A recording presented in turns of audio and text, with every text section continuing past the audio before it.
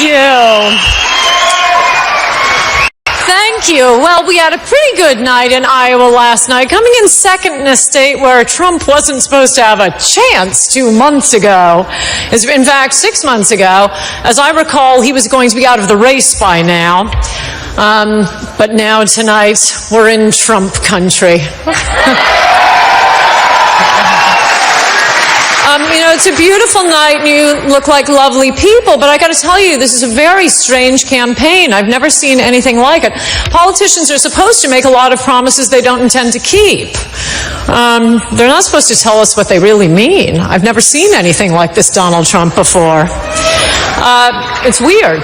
Presidential candidates are supposed to suck lots of money from billionaire donors. They're not supposed to self-finance. How is Trump going to know what to do? We'll have no billionaires bossing him around. Candidates aren't supposed to care about what the voters think. They're not even supposed to know what we think. This is weird. I've never seen anything happen like this before.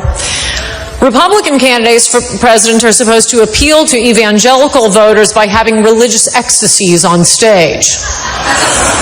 Their pitch to the religious right is not supposed to be, I don't go to church that much. And yet Trump is winning with evangelical voters.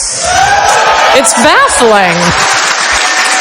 It's baffling. The New York Times assured me that evangelicals want someone exactly like them. But now the evangelicals are saying, well, you never asked us, but actually we don't care if he's one of us. We're just hoping he'll leave us alone. And we don't think Donald Trump is going to be sicking the ACLU on us. Presidential candidates just aren't supposed to act like they like Americans more than they like foreigners. Donald Trump...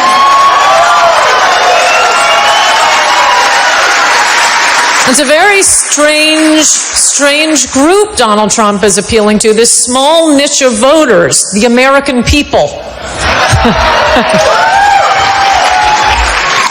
Republican presidential candidates are supposed to be lactating over the DREAM Act or the No Child Left in Mexico or Central America Behind Act.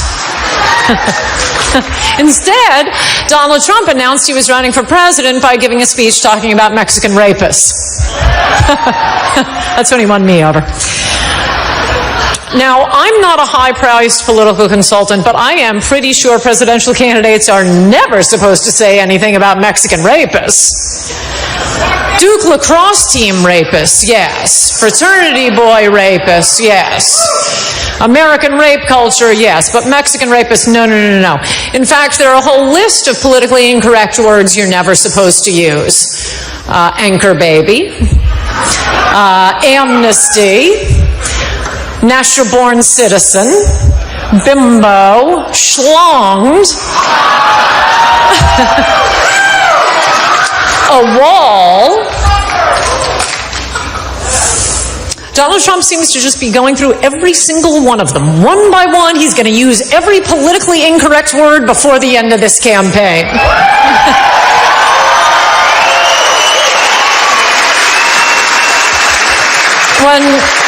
When Donald Trump first said he was going to build a wall on the Mexican border, people were shocked. Not shocked that he was going to build a wall, but shocked to discover there still is a border with Mexico. There's never been a campaign like this. There has never been a candidate like this.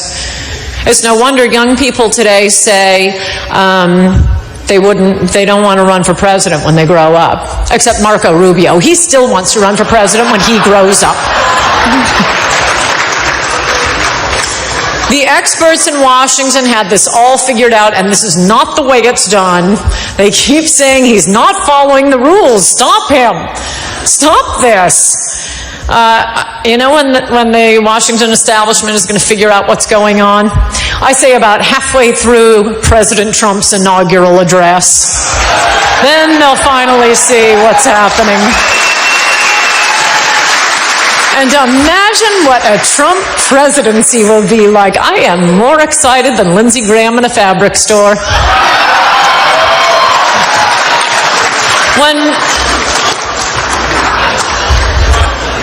Just think of it. He will have just finished giving his inaugural address. He'll go to the big inaugural parade, the viewing stations with Melania and his beautiful kids, and watch all the marching bands. Milford probably has a great marching band. You guys should send it. It's going to be fantastic. And then we'll have the Trump presidency, which I think, like this campaign, is going to be like nothing we've seen before. I think he may be putting the interests of Americans above the interests of plutocrats who want to dissolve our borders and get cheap labor. I think he's going to give up on making bad deals for Americans. It's unprecedented.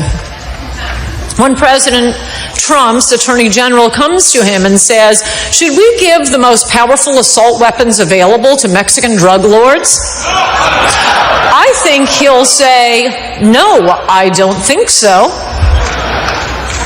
When the Secretary of Defense comes to President Trump and says, we have a deserter in Afghanistan. He's left his unit. We've already lost 5 men looking for him. Should we invite his parents to a ceremony in the Rose Garden? Have the father give a few words in Arabic, and have you describe the deserter as having served with distinction?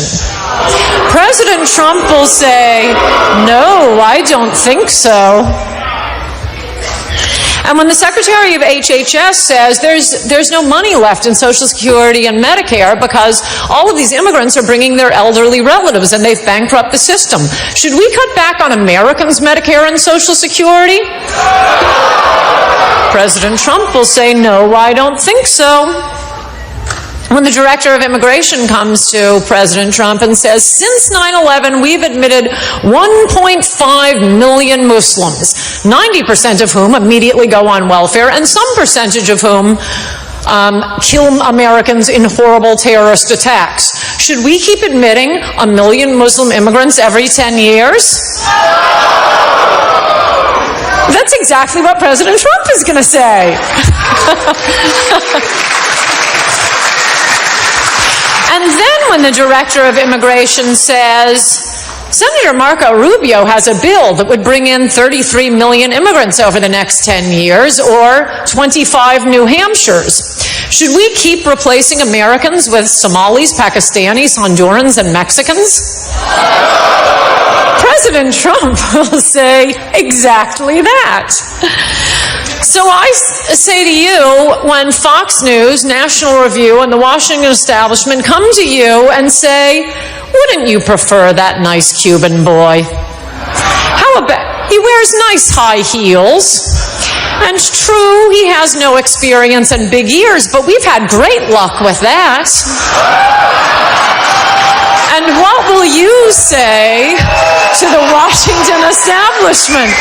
No, I don't think so. Finally, when the Washington establishment comes to us and begs us, please, please, anyone but Donald Trump, stop supporting Donald Trump. He won't listen to the donors. He hasn't won any of our endorsements. He doesn't want to dissolve borders. He uses un-PC words, and he says he's going to build a wall. What will we say? No, that's right.